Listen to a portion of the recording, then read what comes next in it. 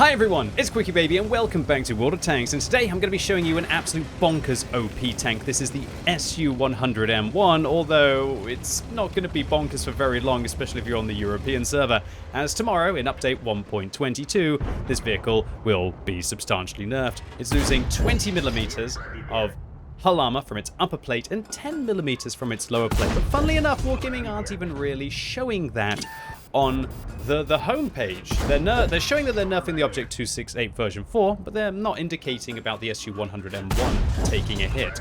So I've been playing this tank when I heard it was going to be nerfed to try and achieve my third mark of excellence before the statistics get made worse, and then the challenge will be much less. It's always fun to try and mark tanks when they're considered to be incredibly good. I did it with the VZ55 and the TNH VZ51 in the last month. Now I decided to do it on the SU-100M1 as well, and I had no idea what this vehicle was capable of. You're going to be seeing 3 games today, and each one is going to get better and better with some of the biggest medals that I have got inside World of Tanks in the last year. In this innocent-looking Tier 7 that doesn't even have really that good of a win ratio. And that's because, I will admit, that while you are going to see 3 great games today, I'm not going to be showing you the games where I suffer against Tier 9 tanks, because this vehicle is so matchmaking dependent. Any tank like this that has currently 140mm of upper hull armor, and I believe 90mm of lower plate armor, next patch it's going to have 120 and it's going to have, I think, 80 on the lower plate, so both are getting nerfed.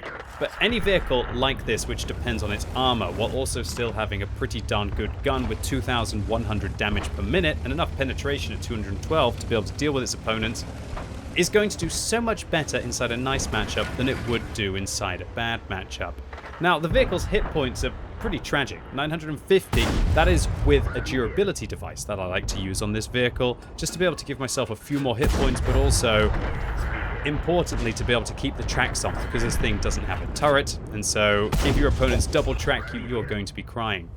But a vehicle like this that focuses on frontal protection just does so much better in a nice matchup than it will do in a different one. This vehicle feels horrible against Tier 9 tanks, because what is like 950 hit points really going to do for you? If you're playing against an E75, for example, they are literally going to destroy you in 2 shots. And when you've only got 250 alpha damage, unless you can literally sit in front of someone and just hold down the mouse button while hopefully your armor keeps you in the game for long enough to be able to do so, then yeah, the SU has been this powerhouse for me inside a nice matchup, where you almost feel like you're rolling the dice each time, which is unusual for a tank destroyer, because usually TDs don't really care what kind of matchups they get into. And really, I've just been able to sit in front of my opponents, and unless they load gold and shoot at the lower plate in the current version of the game, which is going to be even, well, it's going to be a lot easier for them to do in the next version of World of Tanks, they never really stood a chance. People just seem to auto-aim and fire regular rounds towards the mid-tiers, and when you do get against Tier 5 and Tier 6 and even Tier 7 tanks, this thing just feels as if your team has a whole extra heavy. We've picked up 5 kills in just over 4 minutes, 5,000 damage. This would be a good game for a Tier 10 tank, let alone for a Tier 7 tank. And we're up to 6 kills now. Make that 7 kills, and I'm licking my lips in anticipation at possibly being able to pick up a kill on the WZ-131G. Now, I've run out of regular rounds in this game, but when you do load the gold on this tank, it's got 258, which is just even more sweet for when you're in those kind of matchups. So, wow, you know what? Considering I said that the games are going to get better and better and better, I think I've got some high expectations for this video. Next up, we're in yet another nice matchup. Spoilers, this is going to be the theme for today in these 3 games in the SU-100M1. I'm using Vent's Gunrammer Durability Device, which again has full firepower and full sustainability for being able to hopefully deliver it. And I want to be aggressive in a game like this, and I'm really surprised that there's just nobody here. Usually I'll have, say, like a heavy tank that's made their way over here, but they've decided to push the dip.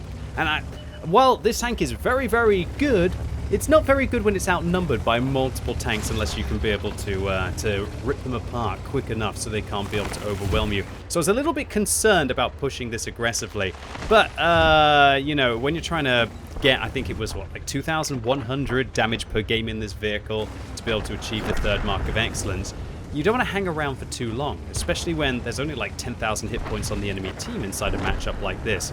We need to be involved in 20% or 30% of the destruction of the enemy team if we want to be able to achieve our marks. Alright, so we found out where the enemies have been chilling, and that is a Hellcat around the corner.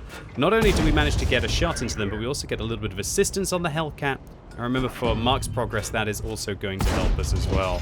So now we've kind of like bamboozled the enemy team here. They've invested so many tanks up towards the north that apart from, I'm worried a little bit about the tank destroyers who could be up on the right. Oh, I guess I should have also worried about the artillery here, the great rebalancer of overpowered tanks. They've got so many tanks up towards the north that I'm able to just lock down the dip here. And this is a very unusual thing, and it's why I guess you need to have a few tanks that go towards the south of this map as well to be able to cover the enemy team's advance, because otherwise the dip just really doesn't work out. The whole point of the dip on this map is that you take the dip, you take the north, and then you envelop the enemies towards the north in a crossfire.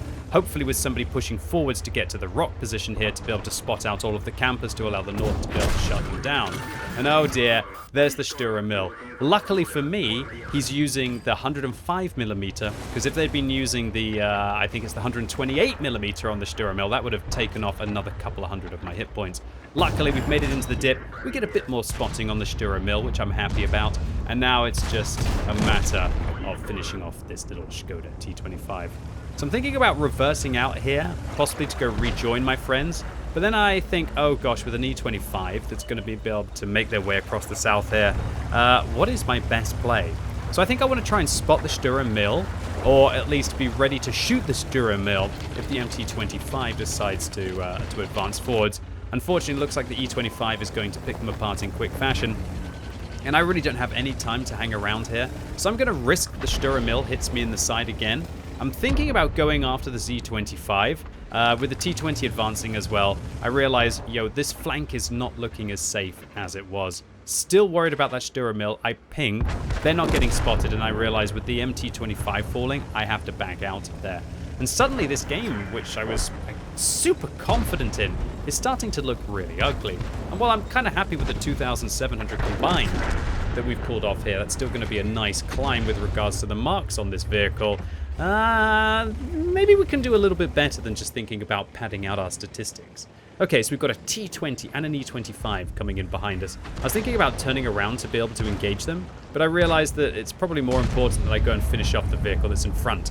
This BZ-58 is the Tier 7 Chinese rocket heavy, but I've got to just be aggressive around this corner. Luckily, they don't seem to have too much knowledge of where the rear of their vehicle is, and we managed to shut them down, now preventing the crossfire. One thing that revolutionized the way that I played this tank, and you don't actually see it inside this replay, is that I took clutch braking and off-road driving on this vehicle, and it massively helped out. It makes me realize just how strong traverse speed is on a vehicle like this. Anyway, ladies and gents, boys and girls, we're against 2,000 hit points with 580. Our Type 64 and our Nashorn are not locked in combat. We shut down the Jagdpanther and now turn our attention to the E25 who's ricocheting on our upper hull armor. We've lost our gun, but I'm not going to fix my gun right now because I feel like if I get tracked, that could be a bigger deal, especially against the artillery, or if I get ammo-racked, for example. So I'm not going to repair my gun. I don't need the accuracy at these kind of distances, and I'm more worried about getting locked down. C25 manages to get above me, and I'm realizing that this Type 64, he's not actually coming to help me. He's going to camp at the back and prepare for me to die, and then shoot the enemies as they come into the cap circle. Well, screw you, buddy. I'm going to deal with them myself if you're just going to go and sit in a base and camp. I'll kill the T20. I'll turn around. I'll deal with the E25 as well. And even though this Type 64 basically decided that I was doomed and they wanted to set up a new line of defense rather than actually come and try and assist me, still camping at the back, I'm going to go and ask for help here and say, help me, in caps. Why you camp? Come on. It's a fair comment. I was feeling pretty stressed at the time, having just dealt with, was that 3 or 4 tanks, one by one, and it's still not over yet as the Sturra Mill has managed to come in behind us. Now, that Sturra Mill with the 105mm gun, it's almost even better against this tank because it's going to have a rate of fire so that I have less opportunity to work within. Luckily, the Type 64 gets 2 shots into the Sturra Mill, 3 shots into the Sturra Mill, and I managed to finish them off with a shot to the side. And so, good job eventually to that Type 64, realizing, oh, well, maybe this SU isn't going to die and I'll be able to go in and help them through this scenario. And that fight, oh, it was just wonderful. To be kind of like at the brink of defeat with regards to our hit points and to come back so much against the enemy team there, to change that 500 hit point against 2,000 hit points, now 425 against 675. Yeah, I was feeling pretty happy about this result. So I've loaded HE here because I thought maybe I can try and one-shot one of the self-propelled guns. And with that, we get our second Radley Walters medal of the video today. And I guess maybe I was a little bit salty at the time that perhaps will it be 9 kills? Will we be able to get this Lorraine over the ridge? Possibly. Come on, RNG. Nah, not quite. And this pesky Type 64 who doomed me is now going to go and pick up the artillery kill. But better than the previous game, at least with regards to the stress that we were under in the SU-100M1. But you know what? I'm not fibbing. Things are going to get even better still. So we're back on Pilsane to continue this slugfest, or this fragfest as I should be calling it. What are we up to now? 16 kills in the first, I guess, like roughly 10-11 minutes of this video. We're going to get a few more inside this game. So, this vehicle, does it deserve a nerf? Oh, it definitely, absolutely does. This was one of the most brutal tanks. Usually I don't play around the mid-tiers of World of Tanks these days. Back in the day I used to play quite a lot more tier 7. But once you manage to get up towards tier 10 and tier 8 and tier 9, you don't usually dip down towards these more mid-tier tanks. Playing this vehicle has made me realize just how casual the player base is around the mid-tiers compared towards the upper tiers. You get so many more tanks where it's clearly players who are just like me on my free-to-play account. They're grinding through the vehicles, maybe they don't have all of the field mods, maybe they don't have incredible crews. And with regards to this KV2, they're not even painting their tanks so you can be able to have the better camera rating against them. It just feels like another person is not even painting their vehicle. Playing like mid-tiers as a high-tier player almost feels like cheating.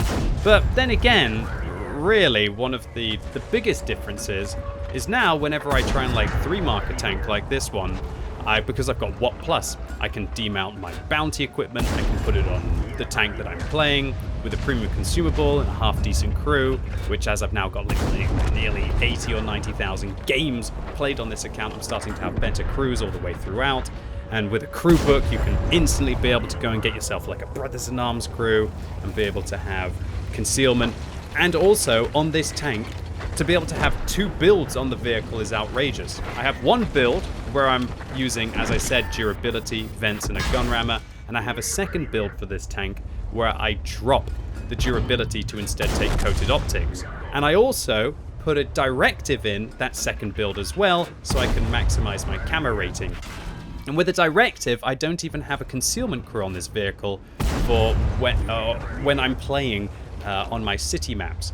So I've taken repairs with Brothers-in-Arms, so I'm always going to be able to have the better brawling build.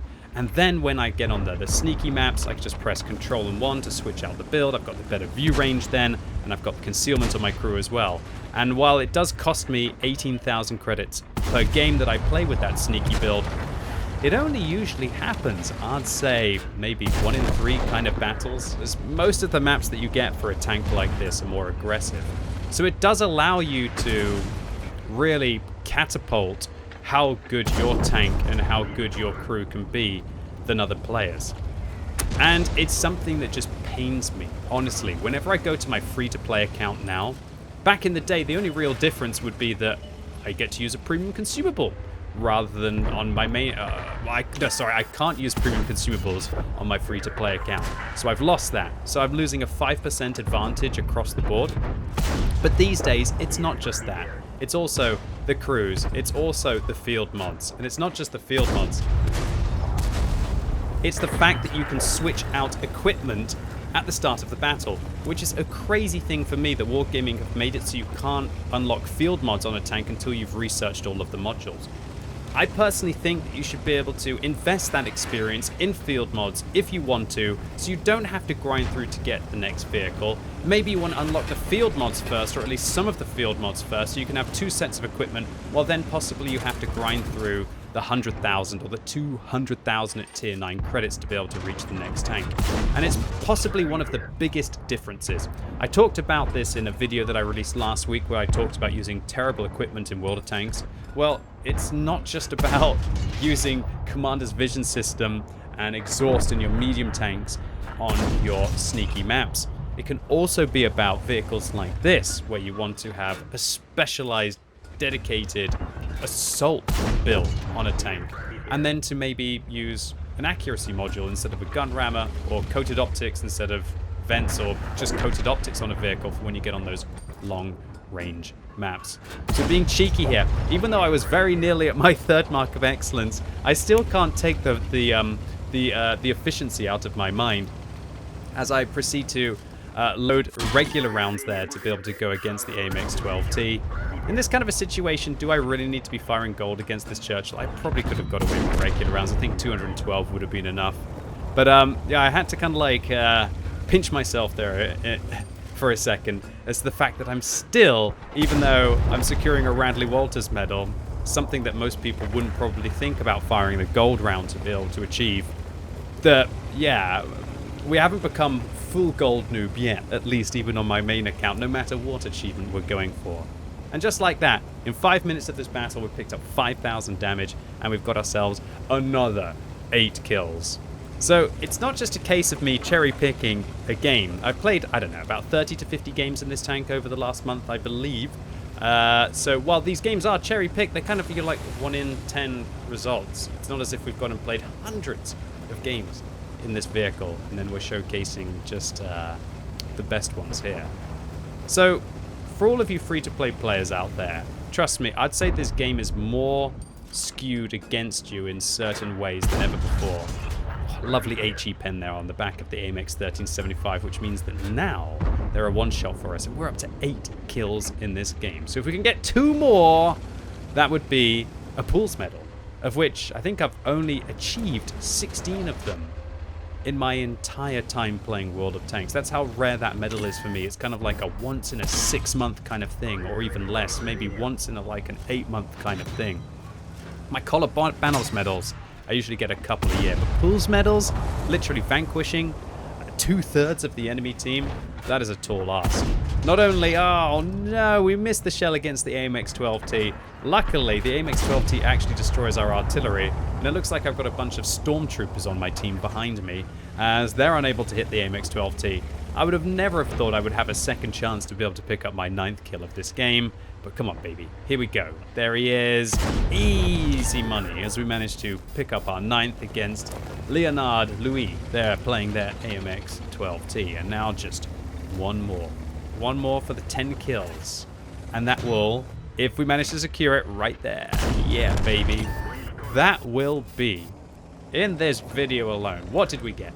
26 kills in 3 battles that I've played in this tank over the last couple of weeks. I can tell you this vehicle certainly did need nerfing. And if you want to see exactly what the nerf looks like, here is the SU-100M1 in the current patch, as if it was shooting itself. You've got a 100% chance pretty much of going through the lower plate, like a 99% chance, but ranging between a 77% chance down to actually a 54% chance of going through the upper plate. In the next patch, this is going to be a 99% chance all the way along the upper plate.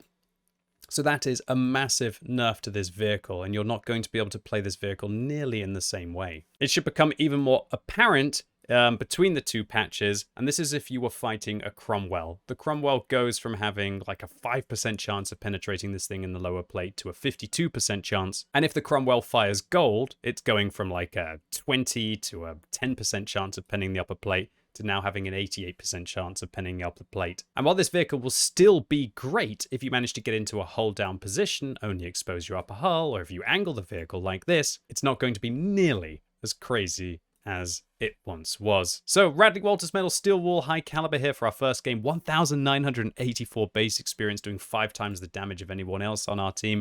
In the next game again, Radley Walters Medal Steel Wall High Caliber for our 8 kills. And the final game was a Pools Medal for the 10 Steel Wall High Caliber, managing to do pretty much 4 times the damage of anyone else on the team with 2,133 base experience. That was a meaty game of World of Tanks. And just 20 minutes after getting that Pools medal, we managed to slam our 3rd mark of excellence. So all in all, the SU-100M1. Good job to Wargaming for nerfing this vehicle. It was far too strong inside a nice matchup, and now it's going to have to be a lot more intelligent about the hold down positions that it finds rather than just sitting out in front of the lower tier tanks and farming them up. The only sad thing about this tank is really that's what it was special and what it felt good doing. Because trust me, whenever you play against the tier 8s and the tier 9s and your armor doesn't really have meaning and your hit points aren't going to keep you in the game for more than 2 or 3 shots, yeah, this thing felt pretty stinky. And with the 268 version 4 being nerfed, but the object 263 at tier 9 unchanged, then maybe the original